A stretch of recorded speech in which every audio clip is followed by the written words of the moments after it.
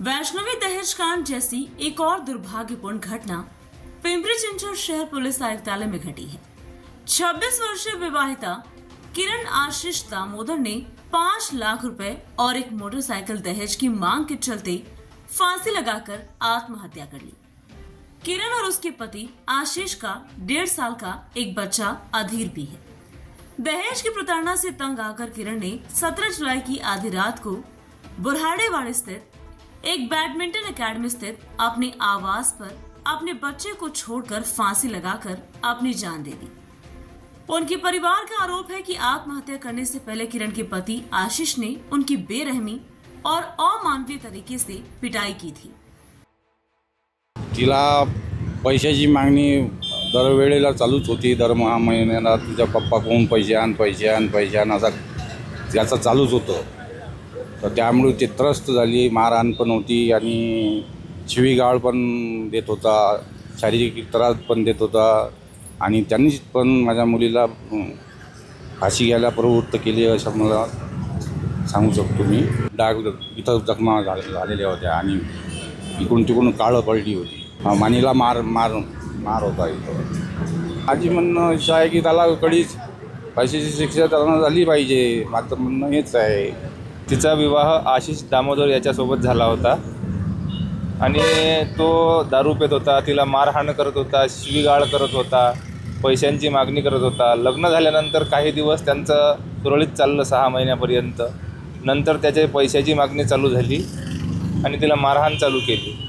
तिचे सासू सासरे पण तिला त्रास देत होते। त्यामुळे तिने ते नकार दिल्यामुळे किंवा मी नाही मागत पैसे आता, त्यामुळे खूप तिला त्रास देणं चालू केला होता। वाढदिवसाच्या दिवशी खूप तिला मारहाण केली, त्यांचे खूप वाद झाले, त्यामुळे तिनं आत्महत्या केली। पण माझं म्हणणं असं आहे की बा तिनं आत्महत्या नाही केली, तिला मारून गळफास दिला। नाही, मला पोलिसांकडून रात्री 2:30 वाजता फोन आला होता। तर पोलीस म्हणत होते की बा तुमच्या बहिणीने गळफास घेतला आणि दवाखान्यामध्ये ॲडमिट आहे, तर तुम्ही लवकरात लवकर सर्वजण निघून या।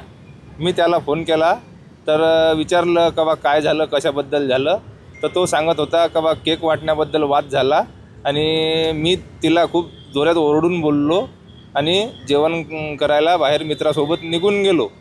परत आलो आणि बघतो दरवाजा आतून लावलेला होता। तो छोटा बाळ होता माझा भासा, तो रडत होता आणि मी दरवाजा तोडून आत गेलो तर ती लटकलेली होती असं त्याने सांगितलं। पण माझं म्हणणं असं आहे की हे तिला त्यानेच मारलं। हुंडण्यासाठीच पैशाची मागणी करत होता आणि त्याचे बाहेर संबंध आहेत हे मला माहीत नाही, पण नसतील हेही मी सांगू शकत नाही। हो, माझं पण कुटुंब त्याला बळी पडलेलं आहे। तर माझी इच्छा अशी आहे की त्याला लवकरात लवकर अटक करण्यात यावी आणि जन्मठेपेची किंवा फाशीची शिक्षा व्हावी। समाजाला माझं असं आव्हान असेल की आज ज्या घटना घडत आहेत ह्या घटना काय आजच्या नाही आहेत। ह्या पुराणातनं आपण जेव्हापासून बघतो की हुंडाबळी असेल किंवा आहुती जाणाऱ्या ज्या स्त्रिया होत्या, ज्या अग्निपरीक्षा देणाऱ्या स्त्रिया होत्या, किंवा आजही गावात काही वाद झाला किंवा कुठेही काही वाद झाला तर स्त्रीला पेटून टाकणं, ही जी काही परंपरा आपल्या भारतामध्ये नव्याने उदयाला येत आहे आणि ज्या जुन्या परंपरा आपण मागे सोडायला पाहिजेत त्या परंपरा परत आपण पुढे घेऊन जातो आहे का, हा प्रश्न आहे। मराठा समाजाने घेतलेल्या बैठकीतनं काही प्रमाणात का होईना मराठा समाजामध्ये बदल व्हायला सुरुवात झालेली आहे।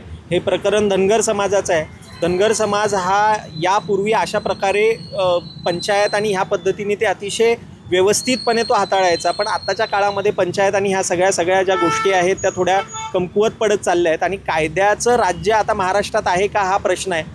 माझं सगळ्यांना आव्हान आहे, धनगर समाजातल्या लोकांनासुद्धा आणि इतर समाजातल्या लोकांनासुद्धा, की आपल्या मुली जर आपल्याला काहीतरी एक घटना सांगत असतील की ह्यांचा त्रास होतो आहे, म्हणजे सासूंचा त्रास होतो आहे, सासऱ्यांचा त्रास होतो आहे, तर त्या त्रासाला गांभीर्याने घेऊन पहिलं तुम्ही एक बेसिक कंप्लेंट पोलीस चौकीला नोंदवणं गरजेची आहे। 3 दिवस झाले सतत फेऱ्या मारल्यानंतर आज पोलिसांनी ही FIR घेतली।